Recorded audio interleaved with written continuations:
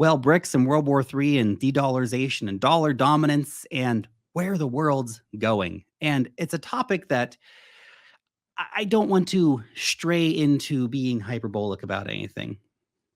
I try to look at what's going on in a geopolitical sense in the world, what's going on with the money of the world, because the people who control the money, the people who control the central banks, really control the central banks, the people who are the masters of the universe, so to speak, they don't want to lose power. And there are certain countries that are not really in the club: Russia, China, some others. And so we see a situation where we have the incumbent, the US dollar, coming up against rivals for the first time in a long time. I feel like the rise of BRICS and that grouping and what they're doing with moving away from the dollar is probably the most significant geopolitical event since the fall of the USSR. Let me know if you think the same, or am I just totally crazy here? Let me know in the comment section, of course, if you think that the rise of BRICS is a massively significant geopolitical event in the world. Now, I want to share a few news pieces with you here, why I think some of this might be the case. So this is from Gold Telegraph. They said that the United States is seeking assurance that Saudi Arabia will continue to price its oil in US dollars and not in Chinese currency. They say we are in a financial war, and many don't even know it. We are indeed in a financial war. And there's lots of little pieces to that financial war, from the sanctions regime to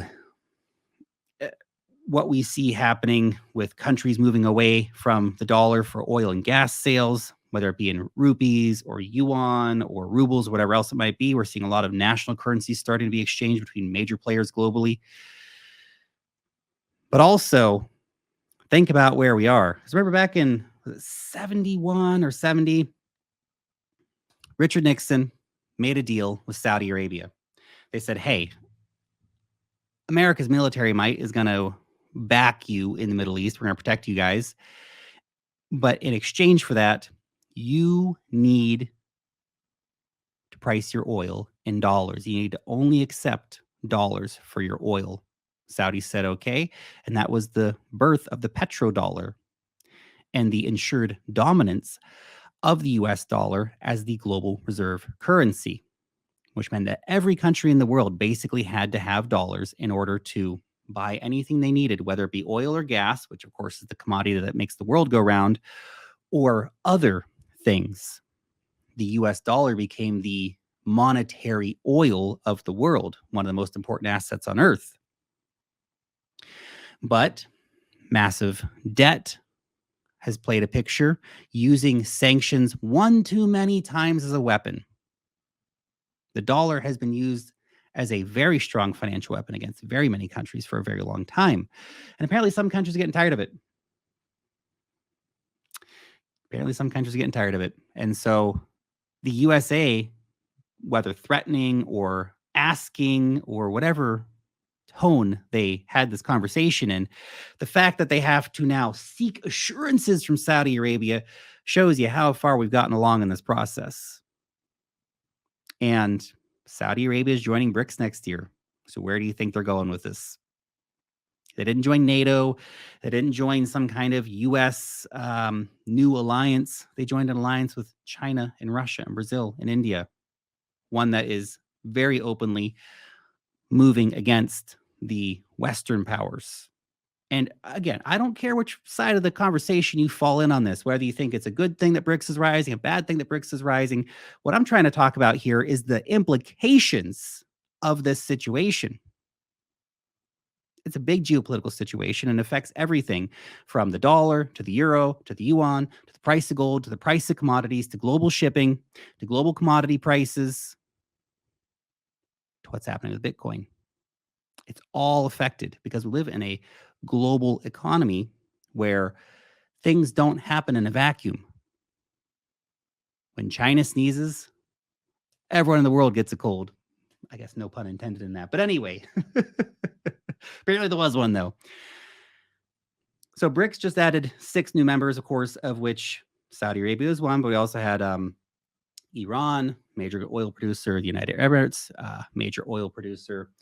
We saw Egypt, Ethiopia, and Argentina also added. So if you say that we are not in a financial war, let me present this to you. So the US administration has put forward that NVIDIA's AI chips are now curbed from being sold in the Middle East as US is tightening its semiconductor controls. Now, do we see a coincidence here that 1 week ago, around August 24th or something like that, we saw 6 new members announced for BRICS, 3 of them being Middle Eastern nations. Now, of course, Iran was already heavily sanctioned by the US, but Saudi Arabia and the UAE, no. And almost immediately, they're punished or attempted to be punished for joining BRICS. Saying, hey, you know what? Oh, you're going to join BRICS? Well, how about when you don't get any more semiconductors from us? That's an economic war. That's a financial war. Because you have to remember, I honestly don't see a scenario in which the powers that be, the people behind the central banks and their political bootlicking lackeys and the Wall Street bankers and all this stuff, they're not just going to watch the dollar fade into irrelevance. They're not just going to sit back and say, oh, that's okay. You guys can all just start using the Chinese yuan now. That'll be fine. No. The USA is not going to let the dollar just fade away without fighting back. That, of course, makes me worry because what's fighting back mean? Now, trade wars are one thing. Trade wars are fine. We can all have our little trade disputes and things to be taken to the World Trade Organization. Okay, fine. That's all good. You can do import controls. You can do finance controls. That's a reasonable level of dispute between nations. The problem is that how far will the USA go if it really looks like the USA is going to lose the dollar as the global reserve currency? I mean, they don't even want to share it. Imagine if there's a situation where it's okay, half the world's going to use either BRICS countries' national currencies to do their exchanges, or they're going to launch some kind of new gold pegged currency or something like that. That takes away half of the demand globally for the US dollar. And what happens to the US dollar when it loses half of its demand? Nothing good, because remember, here's some key information for you. Remember this. The USA is currently almost $33 trillion in debt. $33 trillion. $33 trillion is a lot of money. That is the equivalent of, skyscrapers of money. If you took $33 trillion and replaced a bunch of skyscrapers down in Manhattan, that would probably be about an equivalent. We're talking incredible sums of money here, incredible amounts of debt here. And it worries me that the USA is so in debt, because when you start getting cornered, you start becoming dangerous and unpredictable. And with $33 trillion in debt, you don't leave yourself a lot of options. $33 trillion in debt is almost an unpayable number. Currently, the USA is spending $2 trillion more a year than it earns, which means it's going more and more into debt every single year. That debt's estimated to be at potentially $50 trillion as soon as 2030. How do you repay $50 trillion? The interest alone on $50 trillion. Holy cow. There's not going to be money left to afford anything in the United States. It's going to be nuts. Ay. So when half the world stops using the dollar and stops demanding the dollar, it reduces the ability of the U.S. Federal Reserve to print money to solve its problems. Because the only way it's able to have $33 trillion in debt, $50 trillion soon, is that they've been the ones with the global reserve currency. There's a massive demand for dollars abroad because of the global reserve currency status. But as that starts to fade even a little bit, it puts their giant pile of debt into question. Now, the world has seen other attempts by much less powerful players to move away from dollar dominance in especially the oil and gas markets. Now, this is from a leaked email. This video is so getting demonetized, by the way. But anyway, this is from a leaked email from Hillary Clinton.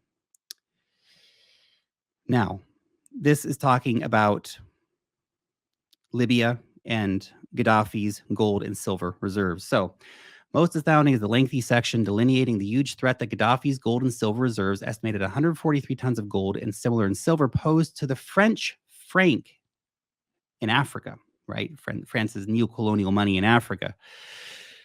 In place of the noble-sounding responsibility to protect doctrine that was given to the public, there was confidential explanation of what was really driving the war. So this is from the leaked email. This gold was accumulated prior to the current rebellion and was intended to be used to establish a pan-African currency based on the Libyan golden dinar. The plan was designed to provide Francophone African countries, West African countries that have basically a neo-colonial relationship with the French central bank and as an exploitative relationship with the French government, where these people's resources are taken away from them. This plan was designed to provide with an alternative to the French franc. So basically, there's a lot of people out there who believe that Gaddafi was taken out because of his threat to the French franc, as well as a potential that he was talking about looking at accepting only gold for Libya's oil. That would have been a real threat to a lot of people. You can't have those kind of threats. And we see now some kind of almost rebellion against French neo-colonial rule in West Africa, Gabon being the latest country rebelling against the French neo-colonial franc in West Africa. Of course, France may be responding militarily to some of these situations. Now, that's France, and obviously the USA helped with Libya. But what about this? This is actually from November 13th, 2000, an article in Time magazine. Saddam turns his back on the greenback. So Saddam Hussein stopped looking for getting dollars for his oil. He wanted to start getting euros. And then what happened a couple years later? There was a war in Iraq. 1 million people got killed, and Saddam Hussein got killed. The message is clear. Do not screw with dollar dominance. And yet, now we have a situation where some of the world's most powerful countries are screwing with dollar dominance. That has massive implications.